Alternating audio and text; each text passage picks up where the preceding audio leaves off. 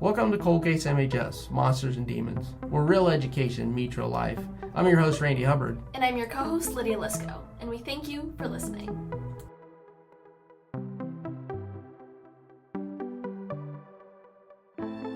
Photographs faded, memories grown old, a story entangled, a crime so unfaithful, yet left untold. A puzzle in the dark, we will find that spark, they have left their mark. Victims in memory, let's find the enemy, we won't leave it be.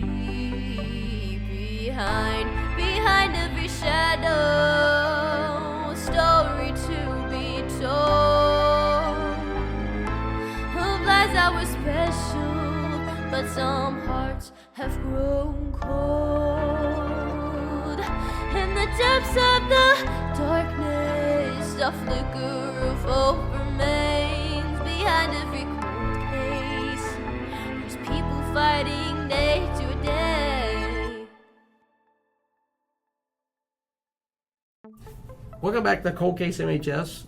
We have had all kinds of cases this year, but this year was an unusual situation that we had 3 fire cases.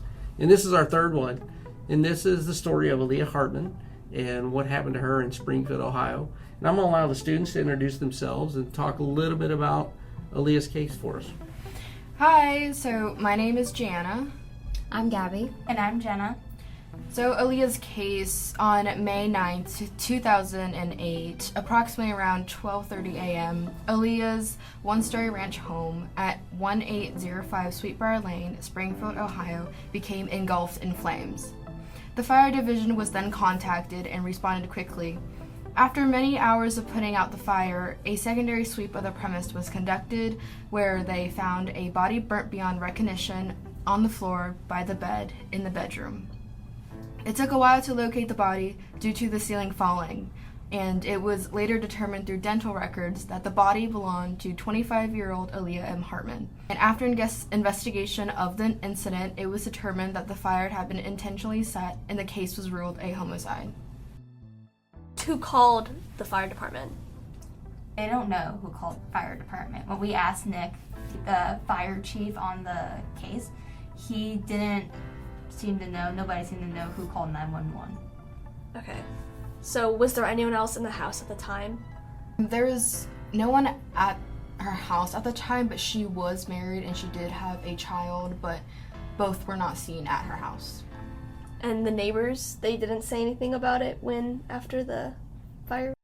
We were told by the owner of the house that there were people who tried to help and stuff, but we don't know who originally called. We know that they saw flames or whatnot and tried to go see if Alia was home and whatnot and try and help all they could, but the house was pretty much burning up by the time anybody really got over there.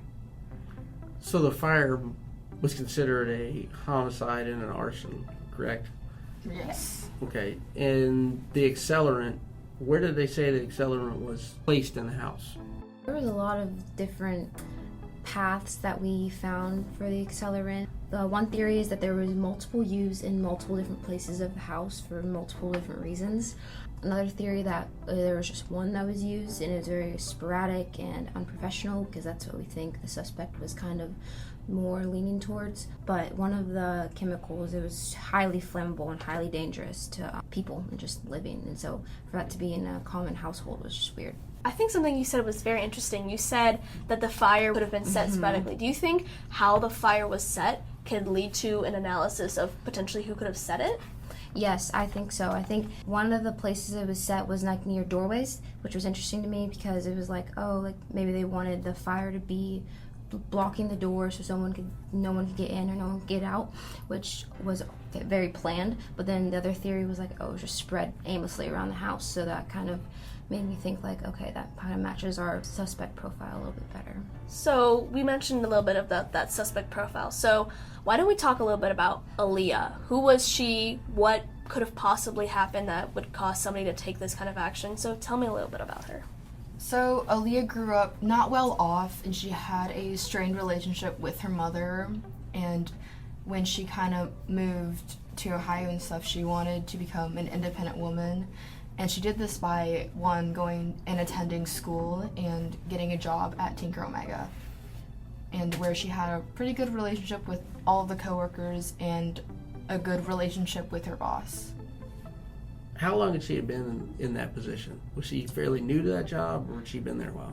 She, before the fire, she was promoted to an assistant, but she did work at the workplace for a while then, but she had a flexible schedule because she was still going to school and she had a child to take care of. What kind of work was she doing? She was doing, I believe it was some like design, engineering, production, something along those lines. When they looked into the house, you said her body was the only one found there, right? But you Yes. just mentioned she had a child, right? Yes. Where was the child at the time? We don't know 100% exactly where. There were some guesses of maybe with Alan's mom, but we aren't 100% sure because nobody said 100% this is where the child is. Okay. And was the father involved? Was the father around for that child? Is that where they possibly could have been, or do we know? That could be a possibility that the child was with Alia's husband, but around this time their relationship was pretty strained and they argued a lot. So, do we know what led or caused some of the strains in their relationship? Definitely just Alia's independence. She really wanted to be a self-made woman, and once she got the kid, her husband Alan wanted her to be a stay-at-home mom and kind of just focus on the child. So, a lot of times when we're talking about victimology, which is the personality behind the victim and their characteristics and everything, victims we usually deal with in cold case tend to be a bit more high risk sometimes, where they're involved in drugs, prostitution, other criminal activities. But then there are other victims who may be a little bit more low risk, where they may not be putting themselves in those kind of situations. Do you think Alia was more low risk, or did she engage in some high risk behaviors? I think she was pretty low risk. There wasn't really much that we were told that she did that would get her in trouble or any way. Maybe just some of her relationships were maybe a little rocky, but other than that, most of her life was pretty well off for her at that point in time. And everyone we talked to in regards to her said that she was a really amazing person and mother and coworker. Never said anything bad about her or her lifestyle. Yeah, and we heard from her boss, his wife had very good characteristics and qualities stated about Alia, and her sister in spirit stated that she never drank and she didn't smoke, so she was very low risk. So if you're low risk, throwing you back into the forensics profiling part of class a little bit, if they're low risk and somebody sets an arson in their house, what kind of people are you looking for? What would be the profile of your suspect?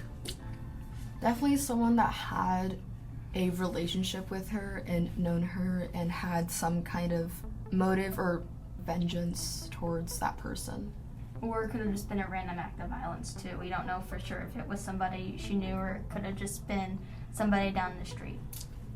Was the house completely destroyed, or were they able to tell if there were signs of forced entry into the house? So the door, when investigation came, the bolt was attached or something where you can literally just open the door and walk in. I think Heinrich explains that very well, so we can listen to him explain it better, how the house was laid out and all that type of stuff. It's a one-story ranch home. The front door is in basically the middle of the structure as you're approaching it. And when you walk in the front door, you're in the main living area of the home. And diagonally back to the left goes towards the kitchen. And you step in the front door about that's probably more like 8 feet. And then there's a hallway to your right. And that hallway goes by a bathroom and another room, small room, and enters the bedroom at the far right front of the house, which is the room where we found Alia. So there's smoke and fire damage in the living room area as you enter the door, but it's not very heavy. Then you can start to see it getting more intense in the hallway, which you would expect. And then that leads you into the final room, which is the it was Alia's bedroom where we found her, and that's where the fire was the most heavily involved in the room. There were burn patterns in the carpeting in the bedroom, out the door, down the hallway, and into the living room. And eventually, I don't know, it was that afternoon or exactly when, but that's when we were finally to the point where we're taking up carpet, because you look for evidence of ignitable liquids that have soaked into the carpet but haven't had a chance to burn. And that's when the ignitable liquid pattern was determined. The carpet was completely destroyed in portions of the bedroom, but as you got closer to the hallway and went on out and into the living room, it was less and less destroyed. Damage on top, but not underneath. And so standard carpeting has a layer of carpet and then usually foam padding beneath it. And then in this case, a concrete slab under that. There's no basement under this home. And so many times these liquids will go through. Sometimes they stay in that foam pad. Sometimes they go through that pad. It's not always foam, but they go and collect below. And the liquid does not burn. What burns is actually the vapor that the liquid creates as it evaporates. So if you have a puddle of gasoline, the liquid gasoline doesn't really burn. Only the top surface of the gasoline results in a fire. And so when the carpet's pulled up, you can smell. And if it's strong enough to hit your nose, then you know all of the detection instruments are going to tell you the same thing. And so carpeting is sampled, collected in specimens. And one of the other things that's sort of important to the context here is that unlike in the television shows, we do not have a forensic laboratory available directly to us. There's not somebody I can just run that right down to and stand over their shoulder and say, tell me this, tell me that. Nor did we have a forensic pathologist here that would do the autopsy. So all of the sampling that we take, any evidence that we collect, ends up going to London, Ohio, to the BCI lab there, because that's the forensic laboratory that does examinations and work for us. And so we're just one of hundreds of departments that use that facility. And so you get a little bit of benefit from the fact that it's a fatality. They triage submissions for evidence review and evaluation based on criticality in the case. So we got a little bit of a value there, but we didn't get results from that for several days. So you suspect you have this pattern that you're developing, that you're understanding about the process, but you don't have what I would call clinical proof. Kind of going off of that, was there any sort of blunt force trauma that had happened before the fire had happened? We had several questions about those kinds of issues, and I asked specifically because I had made several notations as I was exhuming, her body, about issues that I noted to her actual physical presentation. Questions I specifically asked of the physician the coroner performing the autopsy. And to each of my observations and questions, and I'm going to refrain from being graphic here or detailing information that others might find to be distressing if they were to hear this information. In each of those cases, I was instructed by the coroner and in the results that those specific things that I had made requests of could also be consistent with damage that was created by the high heat of the fire that she was exposed to. So when a body is exposed to fire, one of the things that happens is that our musculature contracts much faster than it would. In a normal death process, the muscles become rigid in the position in which it was last placed. Bodies that are exposed to fire change position as a result of the heating that occurs if the fire is of significant volume and degree. And so Alia's posture at the time was attributed to effects of the fire.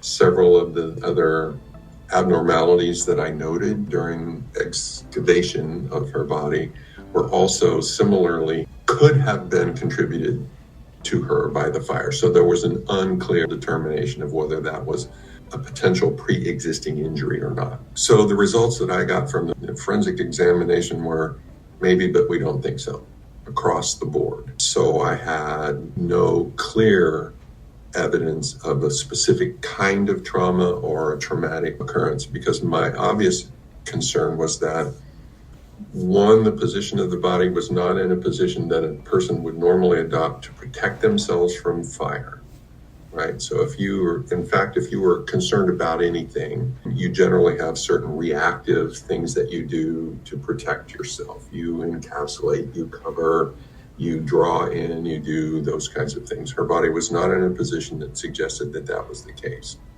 So I'm concerned that she's not capable of protecting herself when the fire occurs. And also because she's not standing, there is a portion of her body that's significantly protected on the floor, area, because she's also located against or in this pile of clothing that I was talking about. So she's inside a space that protects a portion of her body, while other portions of the body are seriously degraded by fire. I mean, some of the external tissue is completely gone. It's been completely decomposed and consumed by the fire. So it's very difficult under those conditions to make any determination. There was no indication of a bullet injury or stab wound or anything that indicated internal trauma that was created prior to the fire. So my information on all of those levels was equivocal.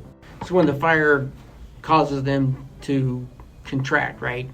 Yes. Was that postulation or whatever that's called? So there was no sign that she was restrained or anything? None that was discernible. So if you were going to sit down on the floor and you went down to your knees and put your feet behind you and then sat down on your feet so that you're kind of sitting, kind of kneeing, on the floor in that position, and then reclined backwards, that was essentially the position that her body was in when we discovered it, right? Yeah. So it's sort of different, and it was also facing the bed or the center of the room. So back more towards the wall, facing the center of the room. And so what happens as part of that process is her feet are protected, and no, there was no sign of any kind of securing or restraining devices underneath her. Both her arms are, again, I don't want to become too graphic, but because of the contraction, her arms are actually pulled upwards in front of her. And so because they're exposed in 360 degrees, they suffered the most insult and damage from the fire themselves. So a large portion of her forearms was heavily injured and damaged by the fire. So there's the strange element to that posture that you see first, but it's explainable by the effects of the fire. Even if her arms had originally been completely down by her side, the contracture would have caused the arms to raise.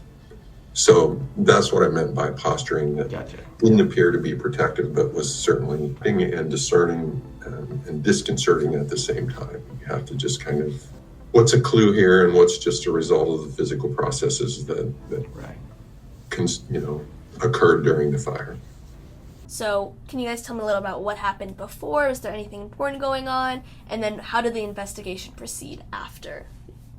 I know before her workplace was having this trade show that only happened a few years, and it was a really big thing, and she was super excited to go.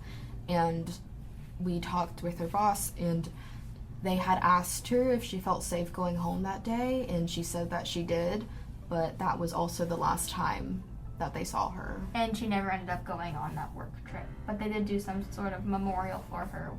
So were there tensions between her and Alan at this time? I know you guys said they mentioned that they fought a lot. Was it coming to a peak or anything? They were talking about divorce. It was around that time when Alia wanted to ask Alan for a divorce. And they were seen arguing earlier that day at her house, but that's just speculation. We don't know anything for sure.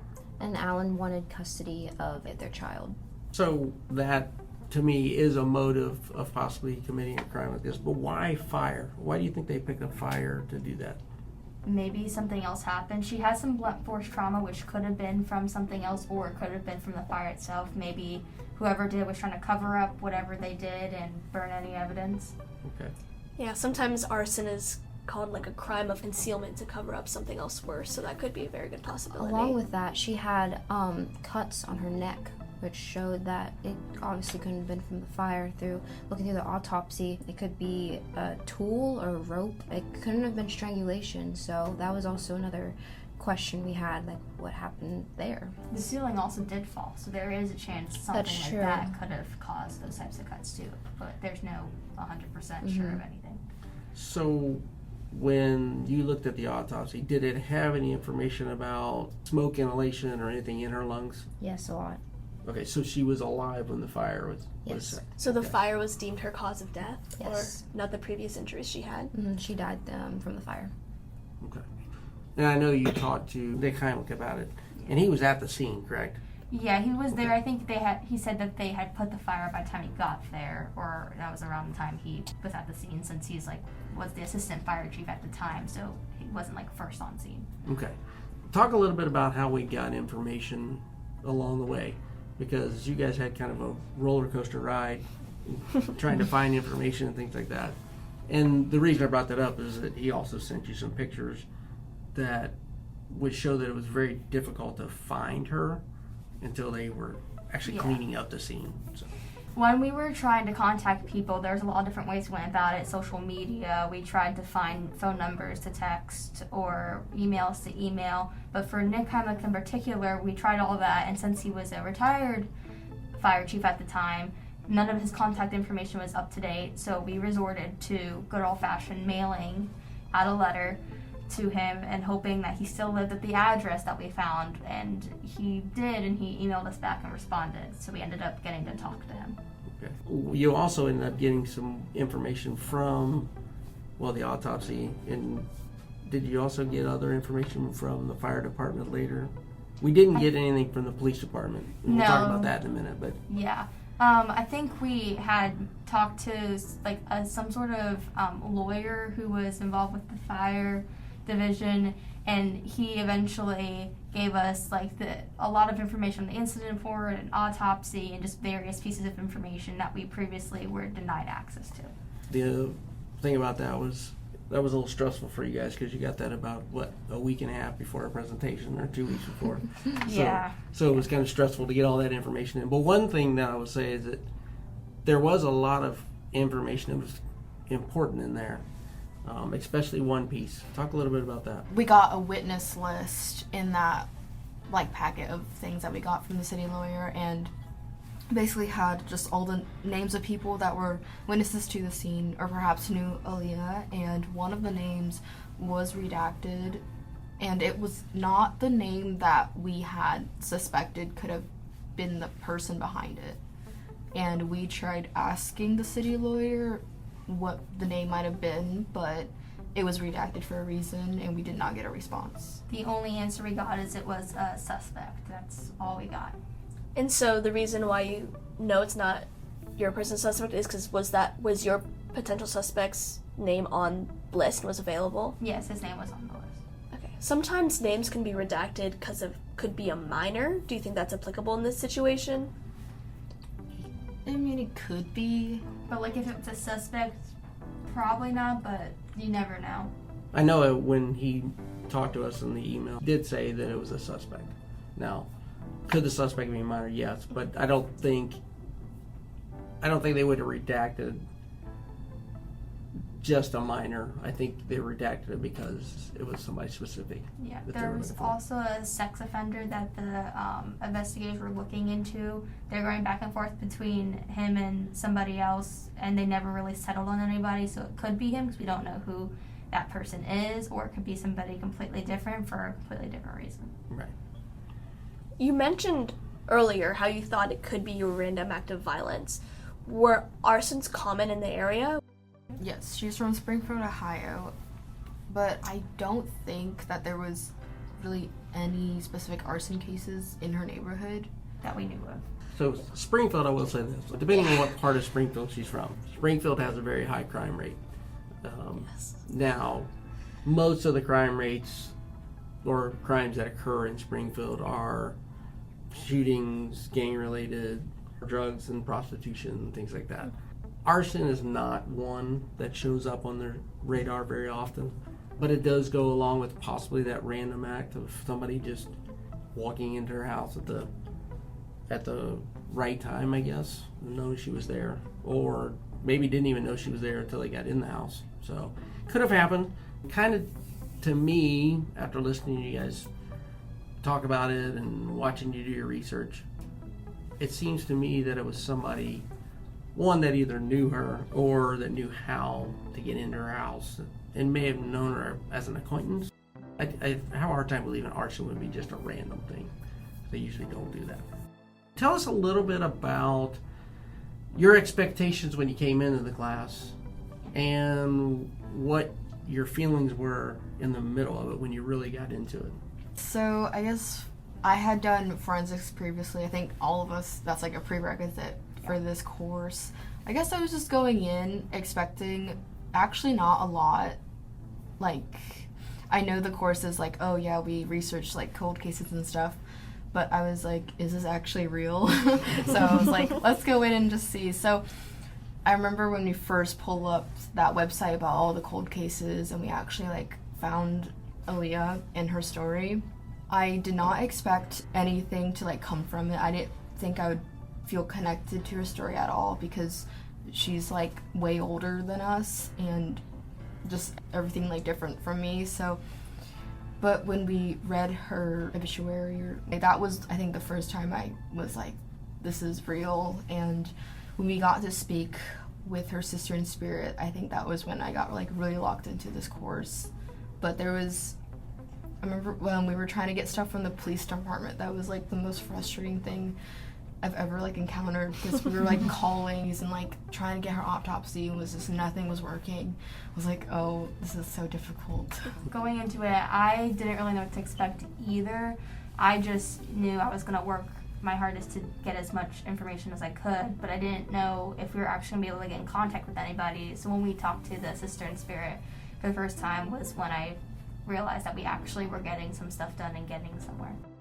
I definitely thought this class was going to be hard. I knew that coming in, especially from forensics, and I felt in forensics like we learned so much standard things, like, oh, this is what happens when this happens, but in cold case, anything can happen, and you don't know what's going to happen and when it's going to happen and what you're supposed to do. So thinking on your feet and knowing how to respond and react in certain situations, but also knowing that some days are going to be slow and some days we didn't have any information or any calls or any people, and that's okay, and that's like, because it's real world, that's just not how it works. But I definitely learned a lot from this class and knowing how to pace myself and being able to work with others and work with people in the real world. Well, and I know you and I had a conversation Yeah. about halfway through, which was a good conversation because at the time you weren't really sure because it was slow and you were having trouble. And then tell us about the one thing that changed for you, and all of a sudden you realize this is something that we can really help somebody with. I think what Gianna said with the emotion, once we started kind of getting those calls and once we started getting information, because when I have the information, I like to work on it and, type up different things and make different, papers and stuff. But when there wasn't anything to go off of, I just kind of wasn't confused, but stuck. So it was like, once we started getting those calls, it was kind of like a spark for me to kind of motivate, like, okay, like, here we go. Like, now, like, I'm doing this for Alia. Right.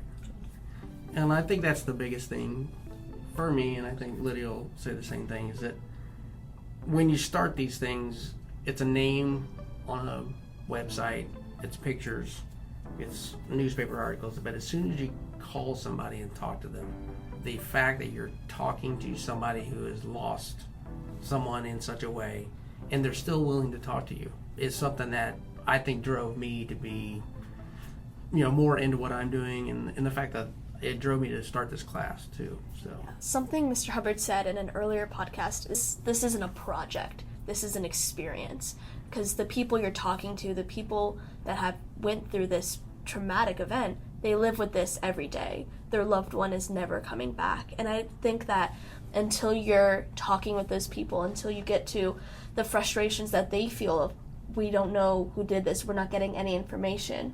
Like, we want to talk about this, we want to tell Alia's story. You don't truly know what it feels like until you're in the thick of it. And hopefully this never happens to any of us. Hopefully we'll never experience what this happens, but you can get an insight into the lives of the family and friends of these victims because you're struggling with getting information, struggling with getting all of this knowledge that you want to know to help solve Alia's case. And unfortunately, sometimes they may never be solved until one person can come out and say something.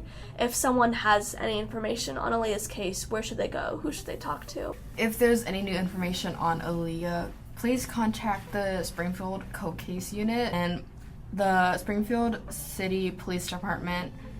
And then also, I guess, if there's information, you could send it to us and we could hopefully send it to them. Is there anything else you guys want to mention about the case that you think we should cover? I don't think so. I think we got it all. Yeah. And then my final thing is, what are some lessons that you guys learned from Cold Case that you're going to take with you into your future years? I guess just like talking to people, but like on the phone you have to express your words in a certain way, like because when you're in person, you know, you can use your facial expressions, but on the phone you have to, especially expressing like sentiment and being like sympathetic to the victim's family and like the victim's friends. Your words have to convey that, and that's something that this course taught me.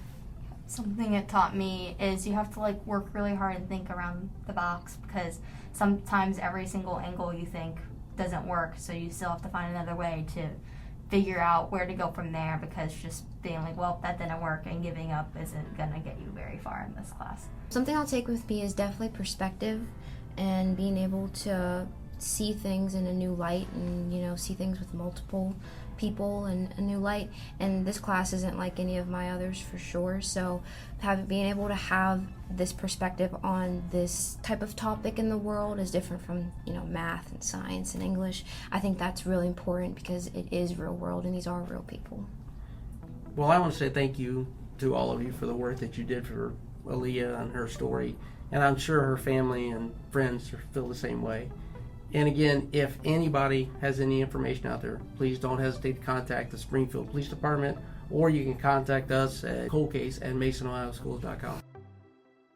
Thank you for listening to this episode of Cold Case MHS. This podcast was edited by the students of Cold Case MHS and produced by Mr. Hubbard and myself.